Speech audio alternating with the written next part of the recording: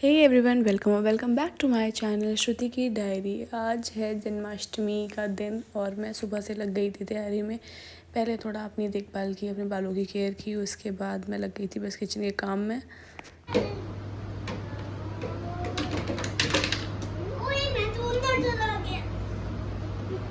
बच्चे खेल रहे थे तो सोचा क्यों ना लंच की तैयारी कर ली जाए। सब लोग ब्रेकफास्ट कर चुके थे पूजा करके।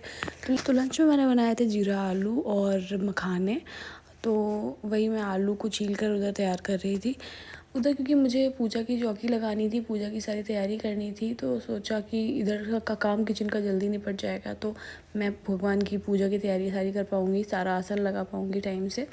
क्योंकि बहुत टाइम लगता है जब झांकी वगैरह लगानी होती है, आपको कुछ भी करना है तो डेकोरेट जब करना होता है तो टाइम बहुत चाहिए होता है। और बच्चों के साथ मैनेज करना बहुत मुश्किल हो जाता है, क्योंकि बच्चे क्या करते हैं ना, सामान को सारा इधर से उधर बिखेर देते हैं। फिर आपको सारी चीज़ें उसी हिसाब से मैनेज करनी पड़ती है। और मज़े की बात यह है कि मेरे दोनों बच्चों का फास्ट था।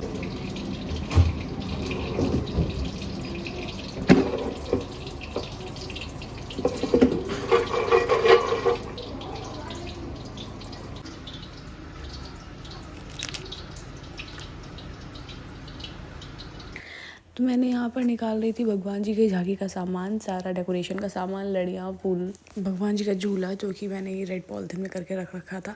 इससे क्या होता है ना, सारी चीज़ें सेफ़ रहती हैं। उनको अगर आप कवर करके रखते हो तो सारी चीज़ें बिल्कुल सेफ़ रहती हैं, एज़ इट इज़ आपको मिल जाती हैं। फिर आ गया था मेरा एक पार्सल, और इन भैया ने मेरा इतना टाइम वेस्ट किया था। मुझे इन्होंने कम से कम 5 मिनट पहले से नीचे बुला के बैठा लिया कि मैम आपका पार्सल आया है, और फिर इन्हें पार्सल ही नहीं मिल रहा था। बहुत देर तक ये पार्सल ढूंढते रहे, मैं इनको बताती रही कि पार्सल में क्या है, किस नाम से है, कैसे है, बट उनको वो पार्सल मिल ही नहीं रहा था। पता नहीं उन्होंने कहाँ गायब कर दिया था। सो जैसे तैसे उन्हें फिर मेरा पार्सल मिला, और वो क्या कर रहे थे ना कि और लोगों का पार्सल पहले निकालने में लगे हुए थे। तो मुझे गुस्सा आ रहा था कि और लोगों का पार्सल निकाल रहे हैं, मेरा पार्सल जल्दी देखें तो मैं ऊपर जाऊँ, क्योंकि मैं बच्चों को छोड़कर ऊपर अकेले आई हूँ। ये तो आपको और फेस देख के ही समझ में आ रहा हो कि मुझे उन पर कितना गुस्सा आ रहा है। वो एक दिक्कत ये होती है कि आप गुस्सा दिखा भी नहीं सकते हो किसी को ज़्यादा। फिर मैं आ गई थी भगवान जी की झांकी लगाने के लिए। तो मैंने क्या किया था, झांकी के लिए सेंटर टेबल ली थी। सेंटर टेबल पे जो आरव का टेंट हाउस है ना, उसका जो फ्रेम रहता है वो मैंने लगाया था, और उसको चारों कोनों से जो रस्सी होती है ना प्लास्टिक वाली, उससे बांध दिया था। फिर मैंने एक येलो कलर की साड़ी ली थी, जिससे मैं ऊपर का कवर बना रही थी पूरा। आपको झांकी जब लास्ट में आप देखेंगे ना तो आपको पता चलेगा मैंने कैसे बनाया था। येलो साड़ी और रेड साड़ी का कॉम्बिनेशन लगा के मैंने इस तरीके से बनाया था इसको। बहुत ही सुंदर झांकी लग रही थी, येलो और रेड का कॉम्बिनेशन आ रहा था। तो पहले मैंने डबल डाली, फिर मुझे लगा कि साड़ी छोटी पड़ रही है तो मैंने सिंगल करके उस साड़ी का शेड बनाया। झांकी के लिए ना मेरे दिमाग में एग्जैक्ट कोई चीज़ थी नहीं कि मुझे कैसी बनानी है। सो मैं कंफ्यूज हो रही थी। पहले मैं पर्दे वाली डिज़ाइन बना रही थी, फिर वो मुझसे हो नहीं रहा था। मुझे ऐसा लगा कि बॉर्डर सामने नहीं आ रहा है तो मज़ा नहीं आ रहा था। फिर मैंने एक दुपट्टा लेके उसको लगाने की कोशिश की, बहुत देर नहीं समझ में आया। फिर मैंने इस दुपट्टे को जो था वो आसन के लिए बिठा दिया। और ये रेड साड़ी जो थी इसका मैंने कुछ नहीं किया। पहले मैंने इसको सिर्फ साइड से इसका कलर दे दिया, कि कलर कॉम्बिनेशन आ गया येलो और रेड का। अदरवाइज़ मुझे साड़ी के साथ कुछ समझ में नहीं आ रहा था कि क्या करना है। फिर ये मैंने झूला लगा के राधा कृष्ण जी की मूर्ति रख दी थी एक छोटी सी, कि मंदिर खाली नहीं लगना चाहिए। फिर मैंने अपने दोनों बाल गोपाल को सजाया। आरव को मैं पहले कान्हा जी बनाने वाली नहीं थी, तो मैंने उसकी कोई भी ड्रेस का इंतज़ाम नहीं किया था, मुकुट वगैरह का। सो मैंने दुपट्टे से उसका मुकुट बनाया, पगड़ी बनाई, जो मुझे आती नहीं थी बनानी, बट मैंने कोशिश की। और आरव का बहुत मन था कि मम्मा मुझे भी कान्हा जी बनना है, क्योंकि व्यांश कान्हा जी बन रहा है। फिर माँ ले आई थी पेट पूजा का कुछ सामान, क्योंकि बच्चों का ही व्रत था तो उन्हें कुटू क्या टिकी टिक्कियाँ खिलाई, माँ बना कर लाई थी, तो हम दोनों ने भी खाया। पेट पूजा करने के बाद मैंने व्यांश को तैयार किया, क्योंकि उसने सारा सामान उतार के फेंक दिया था। और मुकुट तो वो कैसे भी पहने को तैयार ही नहीं हो रहा था, बार बार उतार के फेंक दे रहा था।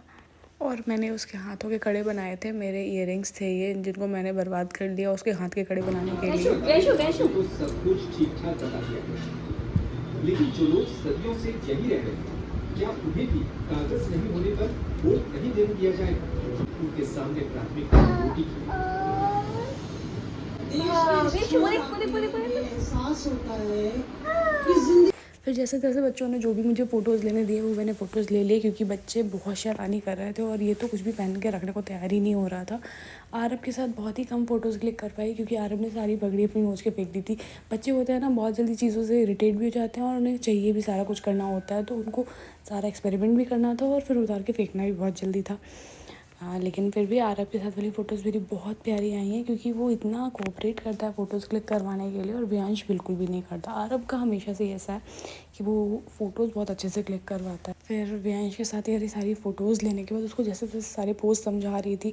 इनसे मैंने बोला कि कुछ फ़ोटोज़ ले लेते हैं, बट उन्होंने वो क्लिक ही नहीं कर पाए। जैसी फ़ोटो मैं चाह रही थी कि कोई क्लिक नहीं कर पा रहा था वैसी फ़ोटो। फिर हमें जाना था बाबा के घर पे पूजा करने के लिए क्योंकि सारी पूजा जो होती है, पहली पूजा वहीं पर होती है, सारी पूजा हमारे यहाँ की वहीं होती है और बाबा के यहाँ ही कृष्ण जी का जन्म भी किया जाता है, तो मेन पूजा वहीं होती है। फिर घर पे आके सिर्फ भगवान जी के आगे प्रसाद का भोग लगाकर और दिया जला देते हैं और आरती कर देते हैं।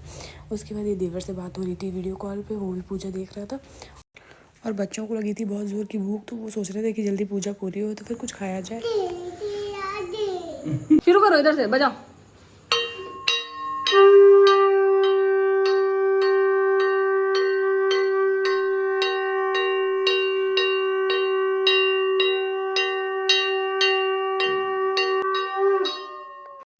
फिर बस घर आकर हम लोगों ने की भगवान जी की पूजा, दिया जलाया, झूला झुलाया और उनको लगाया भोग।